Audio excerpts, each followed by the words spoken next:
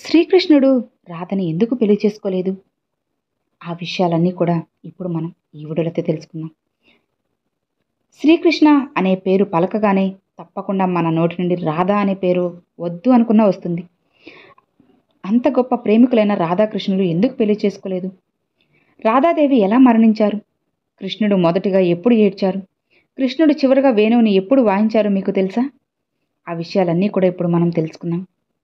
ఆఖరి వరకు చూడండి, తెలుస్తుంది. ఇక ద్వాపర యుగంలో నారాయణుడు కృష్ణుడిలా అవతరించారు. ఇందుకు ముఖ్యంగా 2 కారణాలున్నాయి.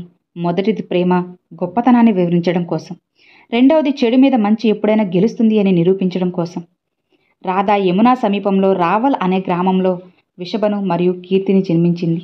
రాధ పుట్టినప్పటి నుంచి కళ్ళు అస్సలు తెరవలేదు. తల్లిదండ్రులు అయ్యో నా బిడ్డ అందురాలుగా జన్మించింది అని బాధపడేవాళ్ళు. కానీ ఎప్పుడైతే కృష్ణుడు ద్వారకకు రాగానే కృష్ణుడు చెయ్యి రాధకు తగలగానే రాధాదేవి కళ్ళు తెరిచారు. ఇక మొదటిగా కృష్ణుడిని చూస్తుంది. ఆ రోజు నుండి రాధాకృష్ణుల ప్రేమ మొదలైంది. అప్పటి నుండి ఒకరినొకరు వదిలి ఉండలేకపోయేవాళ్ళు. ఎంతోమంది రాక్షసులు కృష్ణుడిని చంపడానికి వచ్చినప్పుడు రాధాదేవి కృష్ణుడికి ఏమన్నా అవుతుందేమో అని యశోదమ్మ కన్నా రాధాదేవి ఎక్కువగా భయపడేది. కృష్ణుడికి అతని వేణువు మరియు రాధ అంటే చాలా ప్రేమ. ఎప్పుడు కృష్ణుడు వేణువుని వాయిస్తూ ఉన్నా రాధాదేవి ఎక్కడ ఉన్నా పరుగెత్తుకుంటూ వచ్చేసేది. వీళ్ళిద్దరు యమునా నది దగ్గర గంటల తరబడి సమయం గడిపేవాళ్ళు. చిన్నప్పుడు నిధివనంలో బ్రహ్మదేవుడి దీవెనలతో రాధాకృష్ణులకు వివాహం కూడా జరిగింది అని చెబుతారు.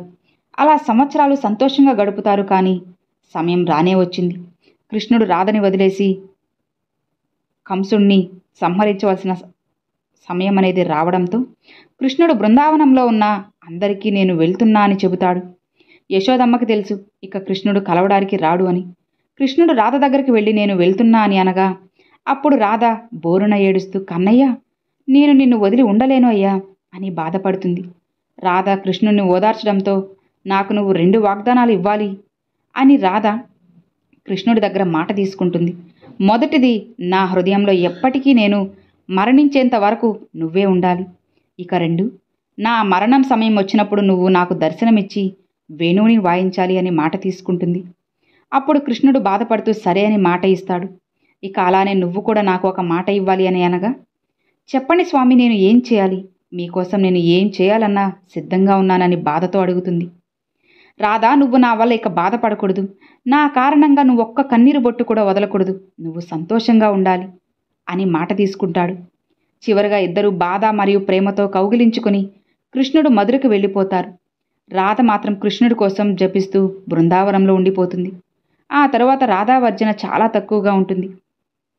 ఇక దీని తర్వాత కృష్ణుడు మధురకు వెళ్ళి హంసుడిని హతమార్చి దేవికి వసుదేవుణ్ణి చెరసాల నుండి విడిపిస్తారు. ఇక ఆ తర్వాత మధుర నుండి ప్రజారక్షణ కోసం ద్వారక నగరాన్ని స్థాపించాడు. ఆ తర్వాత శ్రీకృష్ణుని ద్వారకాధీశుడు అని పిలిచేవాళ్ళు. ఆ తర్వాత కృష్ణుడు రుక్మిణి సత్యభామ అలా 8 మందిని వివాహం చేసుకున్నారు. అలానే 16,108 మంది యువరాణులను చెరసాల నుండి రక్షించి వివాహం చేసుకుంటారు. వీళ్ళందరిలో శ్రీకృష్ణుడికి రుక్మిణి అంటే చాలా ఇష్టం. కేవలం కృష్ణుడి పేరు అలానే అతని గురించి తెలుసుకొని ప్రేమలో పడిపోయింది. కృష్ణుడి కోసం తన అన్నతోనే గొడవ పడేది. ఒక ప్రేమ లేఖ కూడా కృష్ణుడికి పంపుతుంది. కృష్ణుడు ఆమె ప్రేమను చూసి ఇష్టపడి రుక్మిణిని ఆమె పెళ్లి మధ్యలో అర్జునుడి సాయంతో లేపుకొని వచ్చేస్తారు. ఇప్పుడు మీ అందరికీ ఒక సందేహం ఉంటుంది. కృష్ణుడు రాధని అంత ప్రేమించినప్పుడు రాధని వివాహం చేసుకోవచ్చు కదా, వీళ్ళని ఎందుకు చేసుకోవడం? కృష్ణుడు రాధని మోసం చేశారా అని. ఇలా అనుకుంటే మాత్రం మీరు తప్పుగా ఆలోచిస్తున్నట్లే. కేవలం పెళ్లి చేసుకుంటేనే ప్రేమ ఉన్నట్లు కాదు, శృంగారంలో పాల్గొంటేనే ప్రేమ పుడుతుంది అని కాదు. రాధాకృష్ణులు ఇద్దరూ పెళ్లి చేసుకోకపోయినా శృంగారంలో పాల్గొనకపోయినా వారి మనస్సు హృదయంలో మాత్రమే ఒకరినొకరు ప్రేమించుకున్నారు. కృష్ణుడికి రాధ మీద ఎంత ప్రేమ ఉందో తెలియజేసే ఒక చిన్న కథ చెబుతాను వినండి. ప్రతిరోజు కృష్ణుడు నిద్రపోతున్నప్పుడు రాధే రాధే అని పలకరిస్తూ ఉండేవాడు. ఇది రాణులందరికీ నచ్చేది కాదు.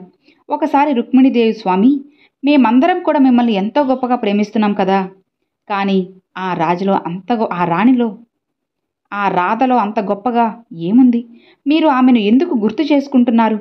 పదే పదే పలకరిస్తూ ఉన్నారు అని అడగగా మీరు ఒక్కసారి రాధని కలిస్తే మీకు అర్థమవుతుంది. నువ్వు వెళ్ళేటప్పుడు తనకి ఏదైనా తీసుకుని వెళ్ళు అని అంటాడు. ఆ రోజు రాత్రి రుక్మిణీదేవి రాధ కోసం వేడివేడి పాలు తీసుకొని రాధ రాజభవనానికి వెళ్తుంది. ద్వారమందిరం దివ్య తేజస్సుతో చాలా అందంగా ఒక మహిళ నిలబడుకొని ఉంటుంది. ఆహా, ఏమి అందమని రుక్మిణి ఆమె దగ్గరకు వెళ్ళి, మీరే కదా రాధా, ఇదిగోండి ఈ పాలు తాగండి అని అనగా, అయ్యో అమ్మా, నేను రాధని కాదు, నేను ఆమె సేవకురాల్ని అని అంటుంది. రాధమ్మ ఈ 7 ద్వారాల వెనుక ఉంది, వెళ్ళండి అని అంటుంది రుక్మిణి. ఇక ఒక్కొక్కటిగా లోపల ఉన్న అన్ని ద్వారాలను దాటుకుని వెళ్తుంది. లోపల వెళ్ళగానే రాధాదేవి పడుకుని ఉంటుంది. ఆమె సేవకురాలు ఇలా అంటుంది, రాధమ్మ చాలా రోజుల నుండి కృష్ణుడి నామస్మరణ చేస్తూ ఇప్పుడే పడుకుంది అని చెబుతుంది. నన్ను కృష్ణుడు ఇక్కడికి పంపాడు, రాధను కలవడానికి పంపారు అని చెప్పగానే రాధాదేవి నిద్ర నుండి లేచి పరుగెత్తుకుంటూ రుక్మిణి దగ్గరికి వచ్చి, మా కన్నయ్య నా కోసం మిమ్మల్ని పంపడం నాకు చాలా ఆనందంగా ఉంది అని రుక్మిణితో చాలా ఆనందంగా మాట్లాడుతుంది. మీకోసం శ్రీకృష్ణుడు ఈ పాలను పంపాడు అని అనగా ఇక ఏమీ ఆలోచించకుండా కళ్ళల్లో నీళ్లు పెట్టుకుంటూ ఆనందంగా వేడివేడిగా ఉన్న పాలను తాగేస్తుంది. రుక్మిణి ఆశ్చర్యపోయి, అయ్యో ఈ పాలు చాలా వేడిగా ఉన్నాయి అంటున్నా కూడా రాధమ్మ తాగేస్తూ ఉంటుంది. అలా కొద్ది సమయం రుక్మిణి రాధ మాట్లాడుకొని తరువాత రుక్మిణి కృష్ణుడి దగ్గరకు వెళ్ళి, ఇలా మీ పేరు చెప్పి రాధకి వేడివేడి పాలు ఇచ్చి పంపారు అని చెప్పగానే చాలా వేడిగా ఉన్న పాలన్నీ కూడా రాధ తాగేసింది స్వామి అంటూ కృష్ణుడి కాళ్ళు నొక్కుతూ ఉంటుంది. ఇక కృష్ణుడి పాదం మొత్తం ఎర్రగా కాలిపోయినట్లు ఉంటుంది. అయ్యో స్వామి, మీరు అసలు ఎక్కడికి వెళ్ళారు, ఏంటి మీ కాలు మొత్తం ఎర్రగా అయిపోయింది అని అడుగగా, ఇక రుక్మిణి, నువ్వు వేడి పాలు రాధకి ఇచ్చావు కదా, ఇక ఆమె ఆ వేడి పాలను తాగుతున్నప్పుడు కూడా నా నామం స్మరిస్తూ నా పాదాలను పూజిస్తూ ఉంది. దాని కారణంగానే ఆ వేడి పాల ద్వారా రాధకి వచ్చే బొబ్బలు నా పాదాలకు వచ్చాయి అంటాడు. ఇది విన్న తరువాత రాధ మరియు కృష్ణుడి ప్రేమ ఎంత గొప్పదో అర్థమవుతుంది. ఇక శరీరంతో కాదు, ఆత్మతో ఎప్పుడు ఉంటుంది అని అర్థం చేసుకుంటుంది. రాధ హృదయంలో ఎప్పుడూ శ్రీకృష్ణుడు పాద పద్మములు పూజించబడతాయి. ఈ సమయంలోనే రాధాదేవికి యాదవ కుమారుడు అయిన అయాన్కి వివాహం జరుగుతుంది. దీని వెనుక కూడా ఒక గొప్ప కథ ఉంది. అయాన్ ముందు జన్మలో విష్ణువుకి కఠోరంగా పూజ చేసి లక్ష్మీదేవిని నేను వివాహం చేసుకోవాలి అని వరం అడుగగా ఇక తదాస్తు అని అంటారు. ద్వాపర యుగంలో లక్ష్మీ అవతారాల్లో రాధాదేవి కూడా ఒక అవతారం. అలా అయాన్ మయూరు రాధాదేవి వివాహం చేసుకుంటారు. ఈ పెళ్లికి కృష్ణుడు వచ్చి చాటుగా చూశాడు అని కూడా చెబుతారు. కానీ అయాన్కి ఒక శాపం ఉంది. దదీచి మహర్షి, నువ్వు రాధని తాకితే భస్మం అయిపోతావంటారు. ఇదంతా విష్ణుమాయ.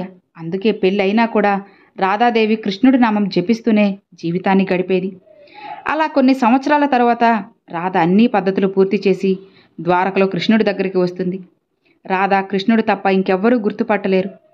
అలా రాజ పని అనేది చేసుకుంటూ కృష్ణుడికి సేవలు చేస్తూ ఉండేది. కృష్ణుడు కూడా ఆమెను ఎంతో ప్రేమగా అల్లారు ముద్దుగా చూసుకునేవారు.